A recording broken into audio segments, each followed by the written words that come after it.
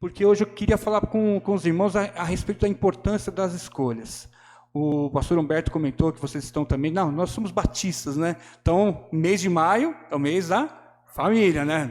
Tem que ser tradição, né? A gente não pode, pelo menos se a gente não pensou durante todo o ano. Onde que eu fico? Tá bom, tá bom. Desculpa aí, tá, irmãos? Eu sou meio inquieto, tá bom? Então, você vai me direcionando, vai para lá, vem para cá. E deixa eu olhar o horário aí, tá bom? Você vai me dando um toque aí. Oi? Tá bom, tá bom. E é muito bom nós falarmos de família, né? Pelo menos nem que seja uma vez no ano, talvez se nós não estamos pensando com a devida prioridade, que pelo menos uma vez por ano nós temos um mês dedicado a falarmos a respeito da família segundo a perspectiva bíblica.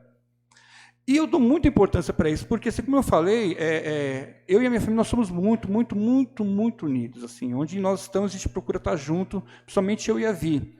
E eu não tenho dúvida nenhuma que o principal ministério que Deus designou para a minha vida, o principal ministério é minha família. E isso é irredutível, é inegociável na minha vida. Então, por quê? Porque uma família forte, próximo de outra família forte, próximo de outra, forma-se uma igreja forte. Nós precisamos ter essa convicção. Famílias fortes fazem igrejas fortes. Famílias fortes atraem famílias, atraem pessoas. Porque nós somos o perfume de Cristo. E onde a presença de Jesus Cristo está no lar, na família, ela é um ponto de pregação, às vezes sem palavras, mas só na sua forma de amar, na sua forma de conviver.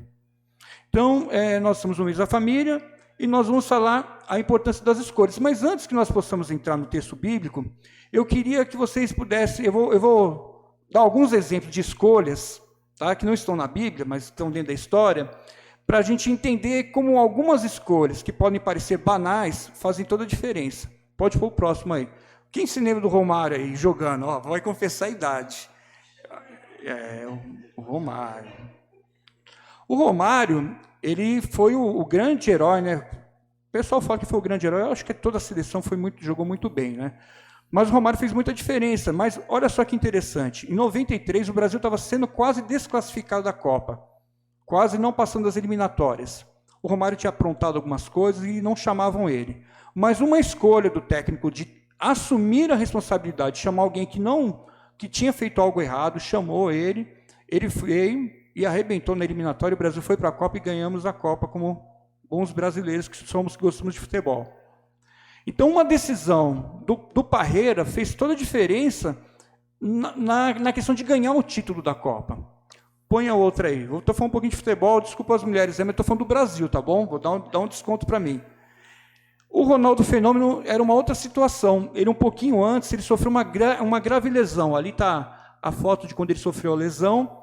E ele, praticamente, ele já tinha tido aquele problema na Copa anterior, dele ter tido aquela convulsão na final, o Brasil perde para a França, e o pessoal já estava desconfiado, né? Então, muitas das vezes, as pessoas não confiam que nós vamos dar conta do recado de algumas coisas, e as pessoas não confiavam no Ronaldo, mas o Felipão foi lá e confiou nele, e o Ronaldo vai lá, se torna o maior artilheiro de todas as Copas, até um certo tempo, e o Brasil ganha novamente a Copa, numa confiança, numa pessoa que muitos não tinham confiança nela. É interessante, né? Mas tudo foi fruto de uma escolha, de alguém que assumiu a responsabilidade por essa escolha. Isso são escolhas que deram bons resultados, mas nós temos dois casos na história que deu maus resultados. O Titanic, nós já assistimos o filme, né? Do Titanic e tudo mais. E é interessante quando a gente olha a história do Titanic, porque tinha um homem que ia participar da tripulação, ele já estava designado, e o abençoado ficou com a chave de um armário que tinha os binóculos lá dentro do navio. Olha só, a gente pensa em tantas coisas macros, né? Um grande navio, tanta pompa, tal, e esqueceram de pegar a chave com o rapaz. O que aconteceu? Ficaram sem binóculo, e como que eles começaram a enxergar as geleiras? A olho nu, e não tinham mais o binóculo. E por causa disso, tanto que a gente vê no filme, né? Eles, quando já estão perto, tentam desviar e não dá mais tempo, mas certamente se estivesse com um binóculo, teriam avistado antes. 1.517 pessoas, de um contingente de 2.240 pessoas, se eu não me engano. 2/3 do navio das pessoas morreram, porque devido a uma escolha de não deixar com que aquele homem estivesse junto na tripulação. E uma escolha que foi feita em cima da hora. Consegue? Eu estou tentando contextualizar para vocês, porque isso é só um exemplo de tantas coisas na vida da gente, que são escolhas que podem levar a uma situação positiva como uma situação negativa. E por último, o outro exemplo da história é a campanha das 4 pestes, em 1958, na China. Olha que interessante. O Mao Tse-tung, que era o ditador lá da China, ele estava muito incomodado com as moscas, mosquitos, ratos e pardais. O que aconteceu? Fez uma campanha para exterminar e matar todos esses 4 animais, inclusive os pardais. Ano de 59 e ano de 60, depois de terem matado muitos e muitos pardais, o que aconteceu? Os insetos devoraram as lavouras da China. Por causa disso, teve uma grande fome na China, no século passado, gente. Entre 20 a 40 milhões de pessoas morreram de fome por causa disso. Eu estou falando, é muito sério isso. Uma escolha muito mal tomada, baseada numa única perspectiva, não olhou o resultado que culminaria em morte de milhões de pessoas. Eu vou pegar como exemplo o próximo aí.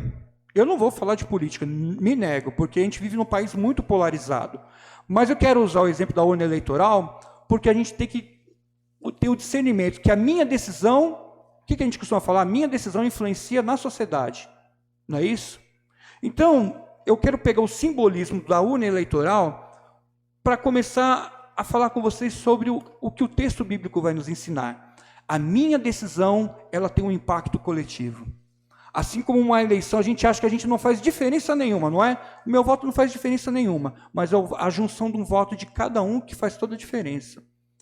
E o meu voto faz diferença sim. A minha postura, a minha responsabilidade em relação às minhas escolhas não vai desaguar somente na minha vida, vai desaguar na vida daqueles que convivem comigo.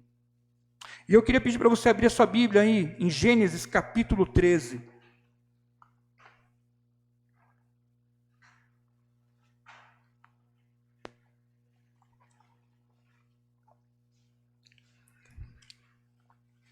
Nós faremos a leitura dos versos de 1 a 13, tá?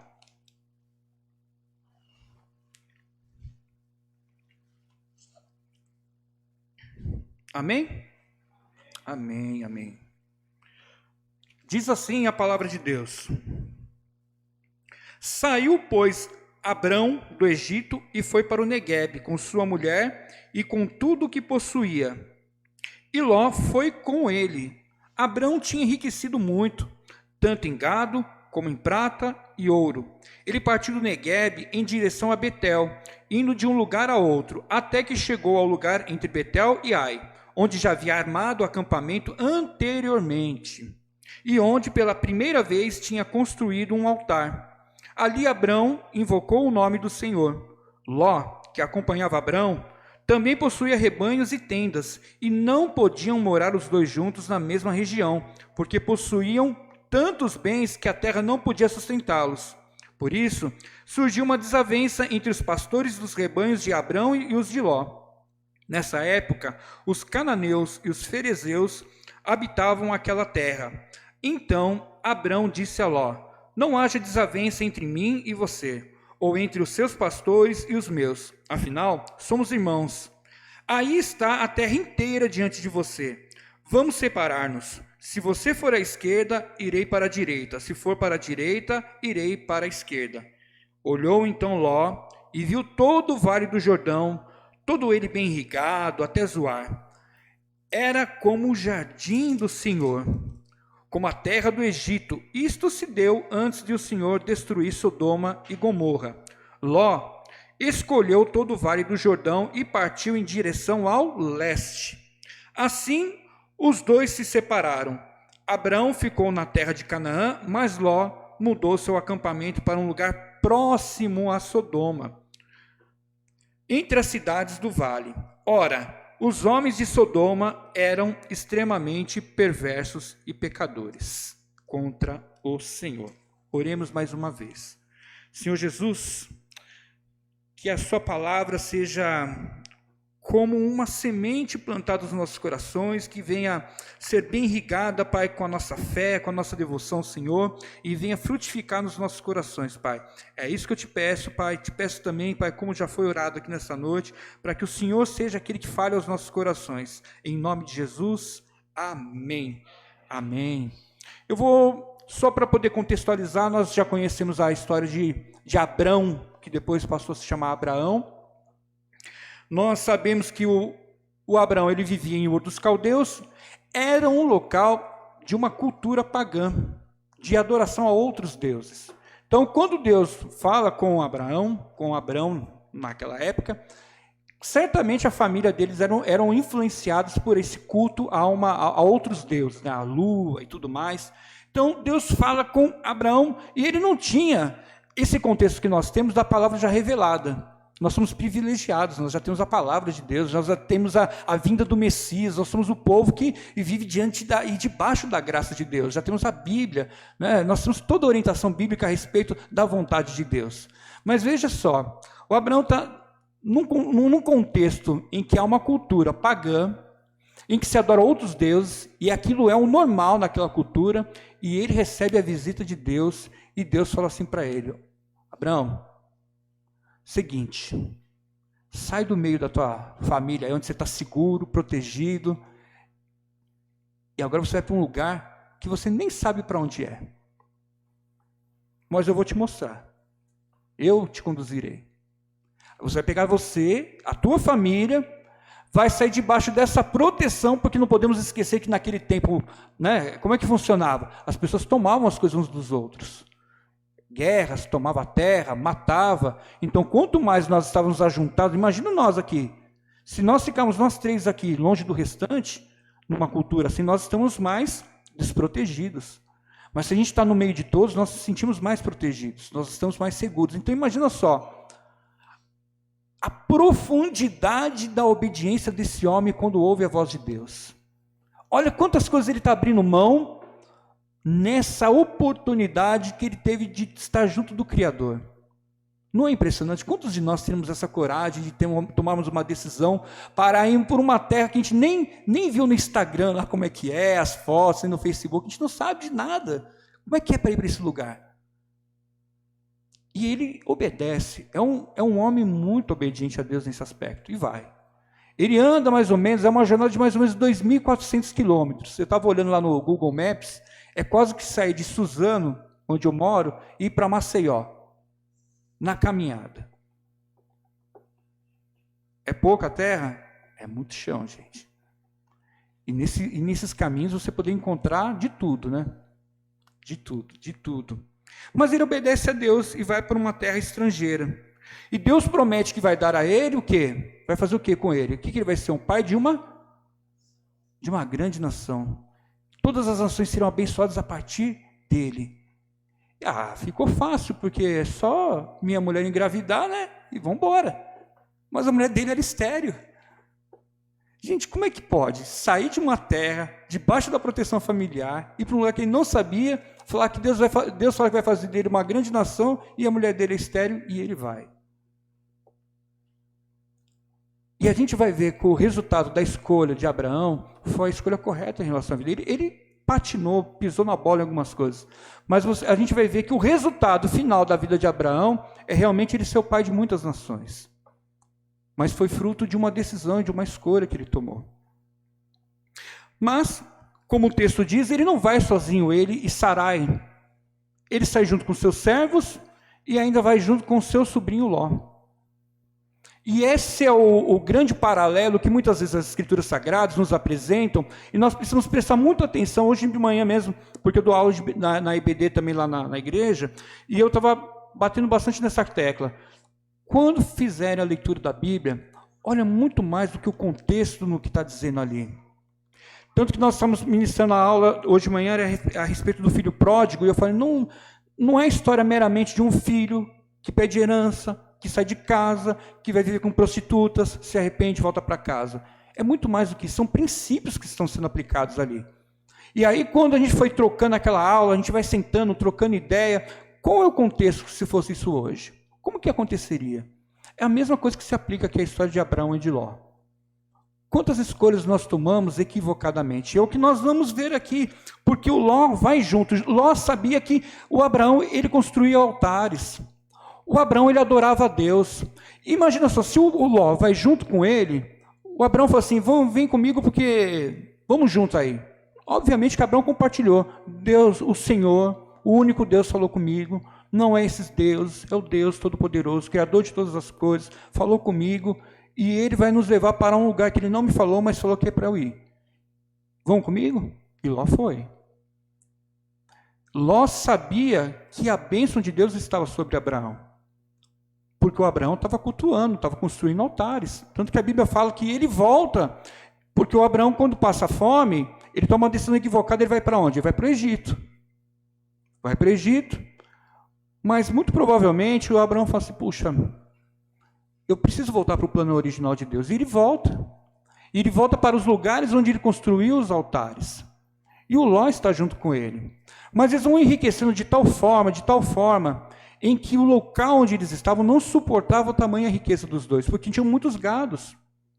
Como é que o meu boi vai comer o capim, que o teu boi está querendo comer capim? Não tem espaço nessa terra. Não dava conta. E aí a gente vai entendendo que a escolha do Ló, porque Abraão deu a ele a primazia de fazer escolha. Você pode escolher, mas fala a verdade, quem era o dono da escolha? Era o Abraão. Porque ele era o condutor, ele era o líder. Ele poderia falar assim, Ló, você vai para a esquerda, vai para o oeste, eu vou para a direita. Mas veja bem, primeira coisa, o Ló, ele prefere se desgarrar de onde estava a bênção de Deus, que era com Abraão. O Ló, ele prefere, como eu falei, ficar com os bens, e ele prefere se desgarrar dessa bênção. E o Ló faz uma escolha baseada no que os seus olhos veem. Porque a Bíblia vai falar assim, ó, ele fala assim, ó, o Ló olhou demoradamente para as planícies férteis do Vale do Jordão, na direção de Zoar. A região era bem irrigada, como o jardim do Senhor. Só que fala assim, ou como a terra do Egito. É contraditório, né? Egito, o que o Egito geralmente representa? É como a terra do Senhor, mas era como o Egito. Aí ele já fecha o olhinho assim, já começa a imaginar Egito. Porque o Egito é a terra dos prazeres, né? A terra onde tinha bonança, onde também havia uma cultura pagã. E ele decide ir para um lado onde não deveria ir. Ele se afasta da bênção do Senhor que estava sobre Abraão, e ele vai em direção a Sodoma, que no versículo 13 fala que era o local onde haviam homens pervertidos, maus. Vamos dar um desconto aí que ele talvez não soubesse. Mas ele vai levantando acampamento, ele não vai diretamente para Sodoma, ele vai um pouquinho, e daqui a pouco onde ele já está enfiado? Em Sodoma. Ele está lá no meio do povo. Tanto que, quando a gente vê, quando ele faz essa escolha, é uma escolha literalmente pessoal contra uma escolha debaixo da graça de Deus, da bênção de Deus que estava sobre Abraão. Ele faz uma escolha pessoal baseada no que os olhos dele vê. Não quer abrir mão das posses. Então significa que nem sempre bênção material é bênção. É só bênção entre aspas. Porque às vezes se a gente toma as nossas escolhas só baseado naquilo que vai nos abençoar mais materialmente, nem sempre isso é onde está a bênção de Deus. Fica aí uma primeira lição. Mas é a escolha de Ló. E aí o que a gente começa a ver dentro do texto é as consequências de Ló e Abraão terem se desgarrado, terem se separado. Porque quando nós lemos a história de Ló adiante, quando você vai lendo lá, Gênesis capítulo 19, não sei se vocês já leram, mas leiam lá, vocês vão ver o quê? O que acontece com Ló? O Ló vai para Sodoma, e aí os anjos do Senhor vêm até Abraão e falam assim, ó, o Abraão recebe eles, tal, acolhe, e eles falam assim, ó, seguinte, Deus vai destruir Sodoma.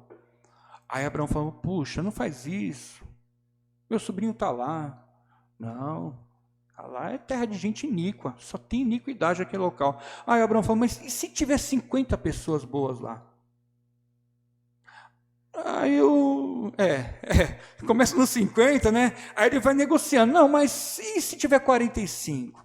Não, mas ele mesmo sabe que vai ser difícil encontrar 45, 50. Baixa para 40, baixa para 30, baixa para 20 e baixa para 10. Gente, um local não tinha nem 10 pessoas. Vocês conseguem pensar, vocês conviverem num local onde não tem 10 pessoas dignas de Deus lá? Pense nos nossos dias. Você sai daqui dessa porta aqui e você só vê a bagunça. Porque sabe por que dá para a gente contextualizar dessa forma? Porque quando os anjos falam para Abraão, eu vou para lá, eu vou destruir, e eles vão e o Ló está na porta da cidade, o Ló era um bom homem. Ele acolhe, leva para casa. E aí os caras da cidade veem os anjos, e o que eles vão fazer? Bater na porta lá do... Olá, eu vi que você recebeu uns caras aí, trazem eles para fora porque nós queremos ter relações com eles. Mal vi os caras diferentes chegando na cidade e já queriam... Traz, porque a gente quer ter relação com eles. Meus irmãos, minhas irmãs, imagina que imoralidade era aquele local e o Ló estava lá com a sua família. Veja bem, o Ló, ele se comportou como um homem íntegro diante daqueles anjos, aqueles homens que eram anjos. Acolheu, era um bom homem. Mas onde ele estava, era um local bom para estar com a sua família? Era um local bom, onde ele seria abençoado, as suas filhas iam crescer, vendo um exemplo, vendo a comunidade. Qual que era o futuro da sua família lá? Mas lembre-se, a escolha de Ló foi baseada naquilo que os olhos deles viram. A escolha do Ló foi para não abrir mão do que ele tinha. Que terrível escolha. Às vezes, cheio de boas intenções. Não vou abrir mão do gado, garantir o futuro das meninas, vamos fazer uma boa faculdade, aqui em Sodoma, cidade grande. Depois a gente volta, a gente sai daqui, mas vamos aproveitar. Aqui a mulher gosta de ir lá, comprar umas coisas nas lojas, lá tem umas coisas boas, finas aqui. Estou só contextualizando para vocês tentar entender quais eram os motivos no qual fez Ló querer ficar naquele local. E é interessante em que o Ló estava tão cego, que ele vê esse episódio, os homens querendo entrar na casa deles, os anjos pegam ele, põem para dentro de casa, e falam assim, vocês precisam ir embora daqui. Os anjos, eu vou tirar porque Deus vai fulminar essa cidade. Mas espera que a gente vai dar uma descansada, comer alguma coisa. E ele não entendeu a realidade dos fatos. Ele não entendeu o perigo no qual a família dele estava correndo ali. Ele não entendeu o quanto a sua escolha equivocada poderia ter um momento para um arrependimento, assim como Abraão, que saiu do Egito e voltou para o caminho que Deus havia designado para ele. Ele não olhou os exemplos que a vida lhe concedera. E ele ainda tem que sair de lá. A Bíblia fala que os anjos agarraram eles, pegou e vão embora. E começou a descer fogo naquele local. Fogo. Aí o Ló voltou para onde? Para onde que o Ló deveria voltar? Fala para mim, onde que ele deveria voltar? Onde que era o local ideal para ele voltar? Volta para Abraão, meu amigo. Deixa o rebanho aí. Que rebanho que nada, isso não vale de nada. Volta para onde Deus está. Mas ele não volta. Vão morar numa caverna. E é assim, gente, quando a pessoa não tem discernimento nas suas escolhas, ela cada vez mais vai estar lameado, vai ficando mais sujo ainda. Não consegue ter o discernimento, a humildade de voltar para o caminho no qual não deveria ter se desviado. Abraão, me perdoa aí, eu me equivoquei, eu não quero largar dessa bênção, eu não quero largar da tua presença, porque a Bíblia fala, porque aqueles que te abençoarem serão abençoados, aqueles que te amaldiçoarem serão amaldiçoados, e eu sei que a bênção de Deus está sobre a tua vida, e eu quero estar próximo de você. Mas não foi essa a escolha do Ló, não foi. A sua esposa lembrou lá sei lá se foi das lojas, sei lá do que foi que ela lembrou, ela olha para trás, a Bíblia fala que ela se transforma numa coluna de sal. Na verdade, é um belo de um simbolismo em dizer que ela não queria tirar Sodoma do seu coração. Ela já estava contaminada por Sodoma. E ele vai morar nas cavernas. Aí as filhas dele falam assim, olha, cheio de boas intenções. O nosso pai precisa do quê? De descendência. O nosso pai precisa de descendência. Mas não tem homem nesse local. O que a gente faz? Meus irmãos, quando uma escolha equivocada, a desgraça só piora. As filhas embriagam Ló e elas engravidam de Ló. E olha só, mas a desgraça era grande, mas vai ficando pior. Porque as más escolhas vão fazendo isso. E um homem que estava na porta da cidade, cheio de boas intenções, para acolher os anjos.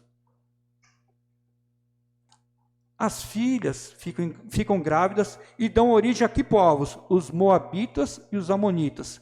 Que a Bíblia fala que eles são inimigos do povo de Deus. Se levantaram em guerra contra Saul, se levantaram em guerra contra Josafá, 1 Samuel, capítulo 14, verso 47, e 2 Crônicas 20, verso 1. Conseguem pensar o quanto a consequência de uma má escolha de Ló lá atrás, o que gerou em toda a sua casa? Ele não olhou só para uma escolha baseado nele, quer dizer, baseado na comunidade. Ele olhou só para um ponto de vista dele. E eu queria extrair lições desse episódio. Primeiro ponto, a primeira lição que eu gostaria de extrair é que as nossas escolhas não podem ser baseadas apenas no que os nossos olhos veem.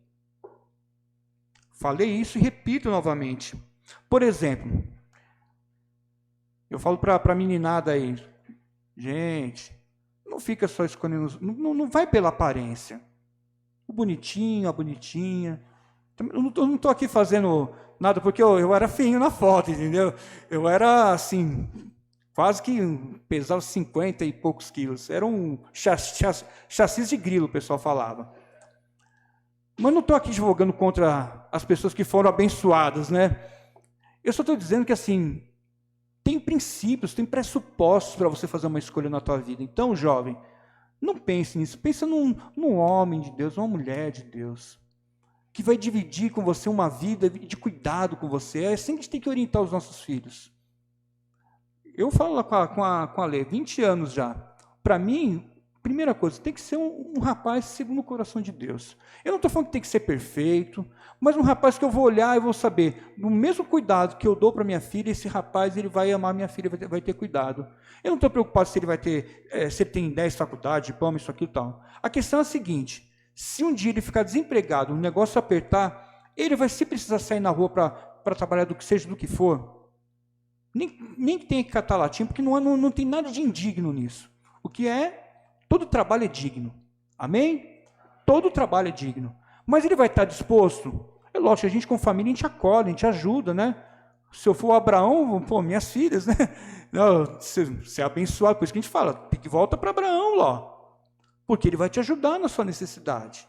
A gente ajuda, mas o coração de um rapaz que vai casar com a minha filha, ele vai entender Efésios capítulo 5, em que fala que o marido tem que amar a sua esposa, que dá a sua vida por ela, assim como Cristo deu a vida pela igreja.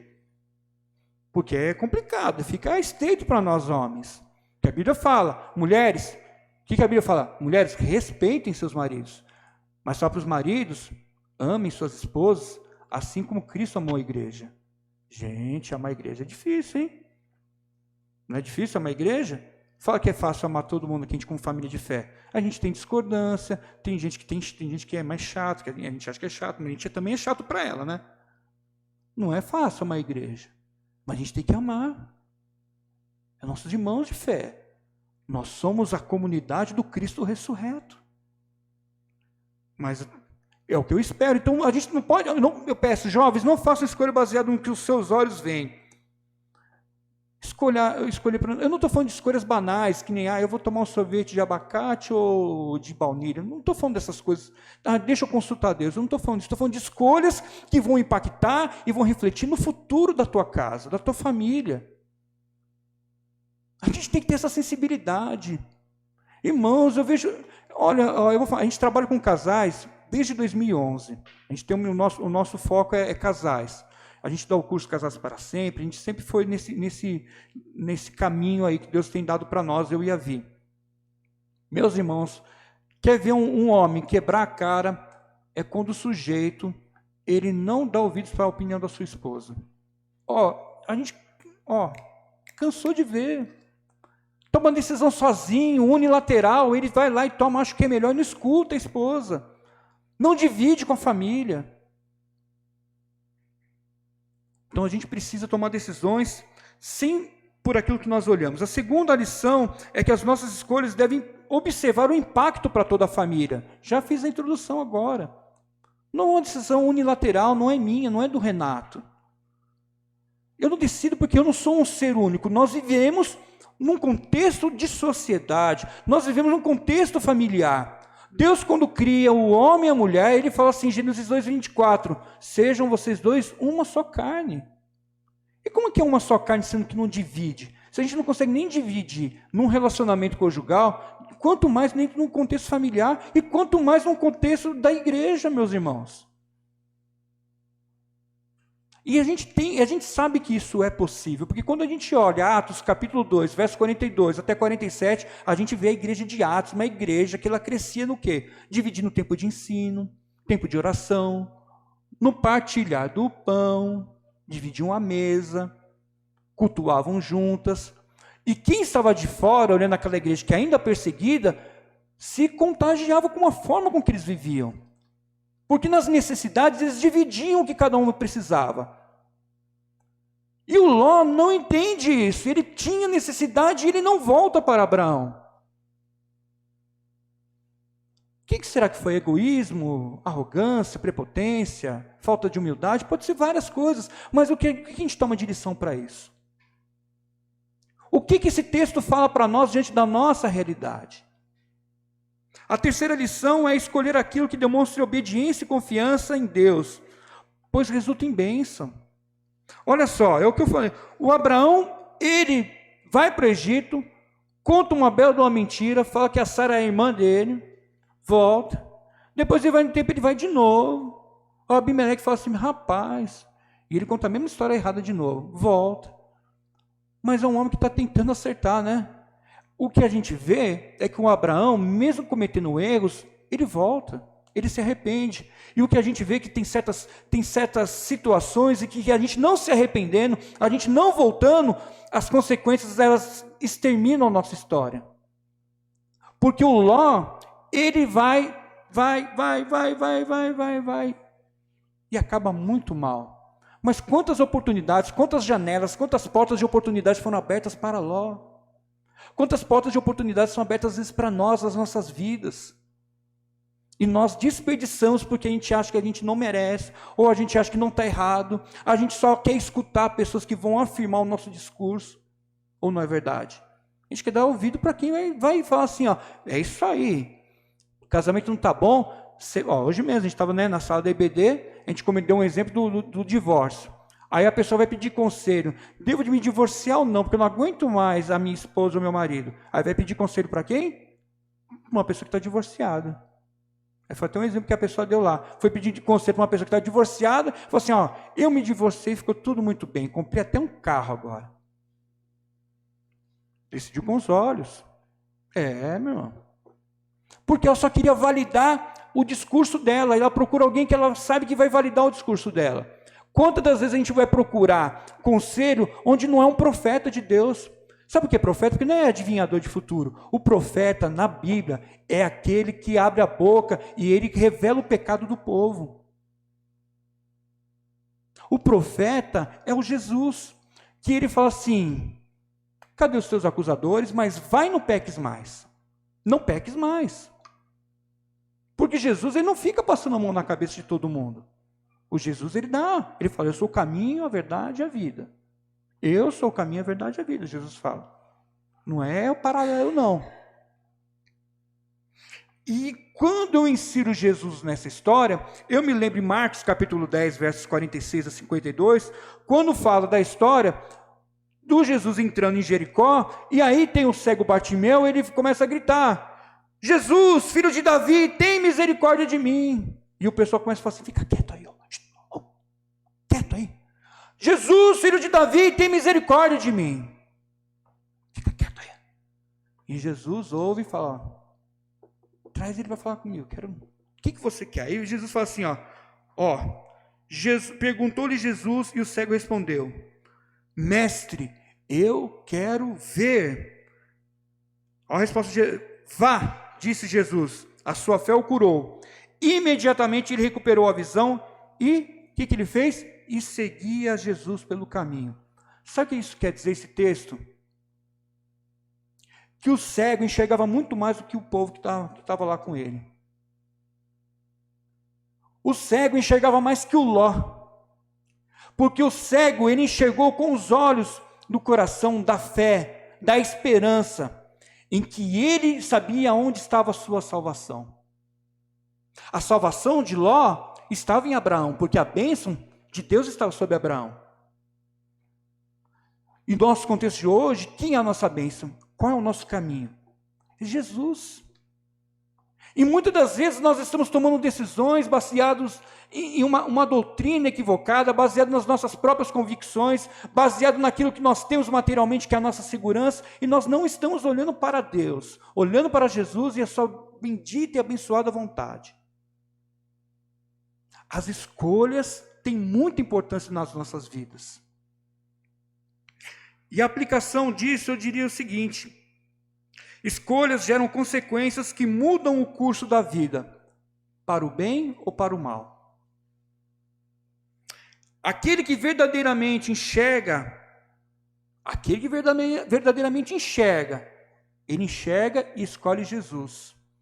Ele escolhe onde Deus está, ele escolhe o Abraão. Ele busca as bênçãos de Deus, ele confia, ele tem fé, ele obedece à vontade de Deus, porque a vontade de Deus, ela é o quê? Ela é boa, perfeita e agradável. Vocês creem nisso? Eu creio de todo o coração, que a vontade de Deus, ela é boa, perfeita e agradável. Mas, Renato, as tribulações aí, irmão, dificuldade, meus filhos aí, meus pais, a vontade de Deus, ela é boa, ela é perfeita e ela é agradável.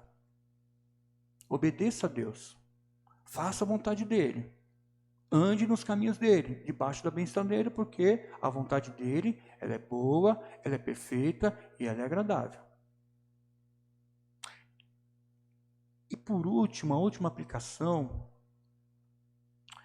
e essa aplicação ela é muito importante, porque quando nós olhamos o contexto, como eu falei, o Abraão ele teve suas fraquezas, ele teve seus deslizes, mas ele entende para onde ele deve voltar.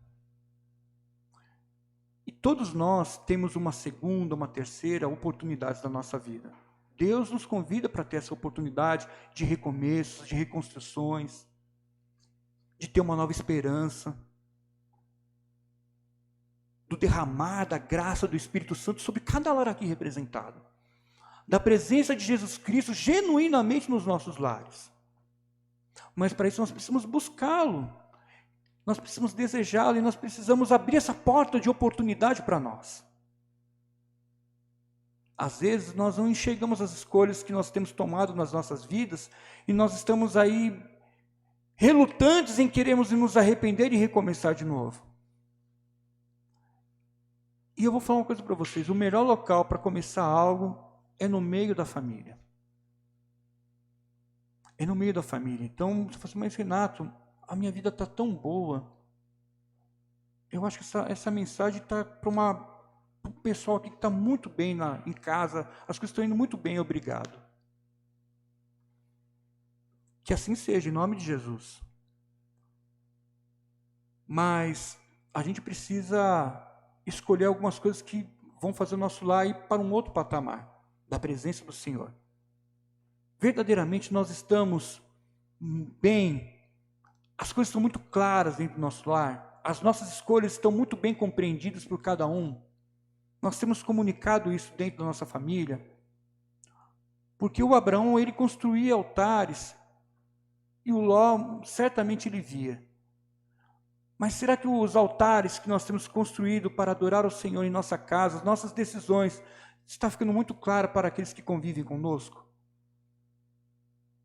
Será que o caminho que nós temos designado, nós temos crido que Deus está agindo na nossa família, isso está muito claro e certo para cada componente da nossa casa, da nossa família. Será que há uma paz verdadeiramente nos corações daqueles que convivem conosco? E hoje é um tempo para que nós possamos pensar nisso, é uma oportunidade. A porta que se abre para tantas pessoas é uma porta que se abre para nós também. Mas que nós também não deixemos que as portas se fechem assim como se foram fechando as portas para Ló. Porque não é porque Deus não abriu oportunidade.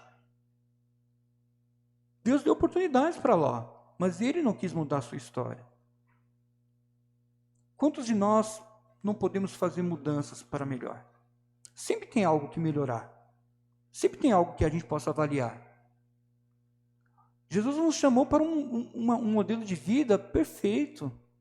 Mesmo que nós não sejamos perfeitos, mas estar em Jesus é estar na perfeição. Então nós sempre temos que fazer uma reavaliação. E o mês da família é para isso, meus irmãos. É para a gente pensar como que está a nossa casa. Vamos dar uma olhada aí, se tem parede descascando, se tem alguma coisa aí, se a gente vai mudar a cor das coisas. Vamos mudar a cor da parede. Não, agora a gente quer, a gente pôr mais cinzinha, a gente quer beijinho. Por que a gente quer? Porque a gente quer isso. É tempo de reavaliação. São ciclos que vão se construindo. Meus irmãos, a nossa vida cristã é uma vida de ciclos, de aprendizado constante, é uma manutenção constante. Não tem diploma que a gente ganhou e agora a gente está suave. Não. A gente sabe o quanto é difícil ser cristão nesse mundo. Ou não é? Ou não é? Eu confesso que para mim não é. Então, deixa essa palavra para os irmãos. Pense nas escolhas que vocês têm tomado. Pense na questão da escolha com quem vocês dividem. E que a casa de cada um de nós possa ser uma casa onde reine a paz do Senhor. Eu falo muito assim, que a gente fala muito do amor, mas toda a casa de um cristão, todo cristão deveria perseguir isso. Na minha casa deve haver paz. No ambiente onde tem paz, nós tomamos boas decisões porque nós dividimos.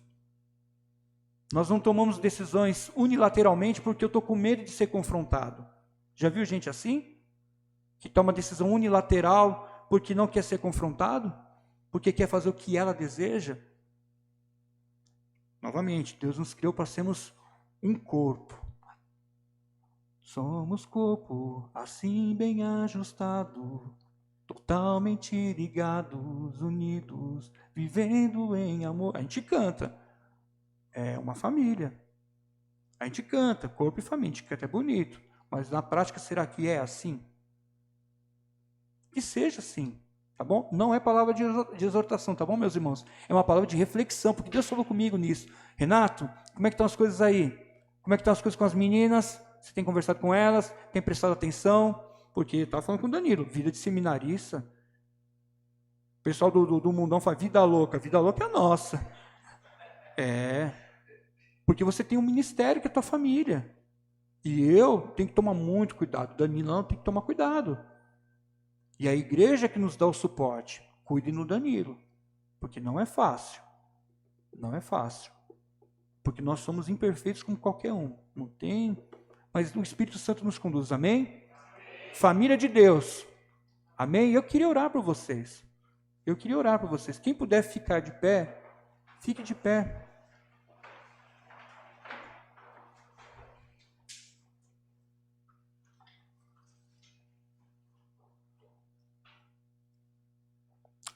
Amém. Senhor Jesus, esse é o teu povo, Pai. Pai, que povo precioso, Senhor Deus. Eles escolheram a melhor parte, Pai. Assim como Maria escolheu, Pai, escutar as tuas palavras, Senhor Deus. Eles estão aqui para escutar a tua voz, Pai, através da tua palavra, Senhor Deus. Eles não escolheram estar em outro lugar, mas eles creem, Pai. Eles estão dizendo, Pai, ao estarem aqui nessa noite, eles estão dizendo, o Senhor é o pão da vida. O Senhor é o meu alimento. Então, Pai, o que eu te peço, Pai, que o Senhor abençoe cada lar aqui representado, Pai, por cada pessoa aqui, Pai, que escolheu estar aqui, Pai, para te adorar, para te louvar, bem dizer o teu nome, dizer que o Senhor é o único, dizer que te quero, Senhor, te quero. E eles estão declarando, Pai, eles estão louvando, Pai. Pai, mas tanto como eu, Pai, nós somos limitados, Pai.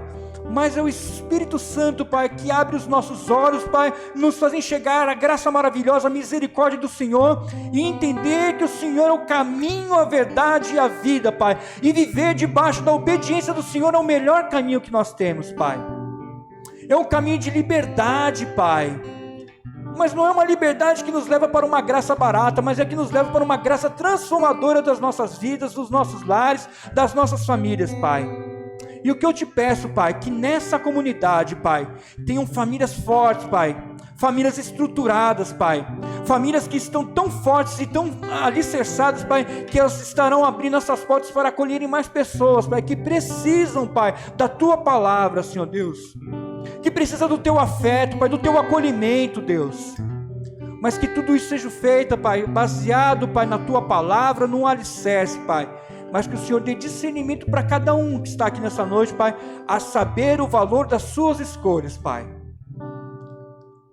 Discernimento espiritual, olhos espirituais, Senhor Deus, em cada um de nós, Pai, para tomarmos as melhores decisões, Pai.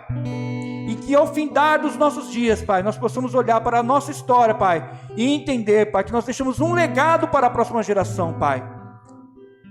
Nós podemos até deixar bem, Senhor Deus, coisas materiais, mas que o principal legado que nós possamos deixar é uma família alicerçada, encaminhada em Jesus Cristo, Pai, o nosso Salvador, Pai.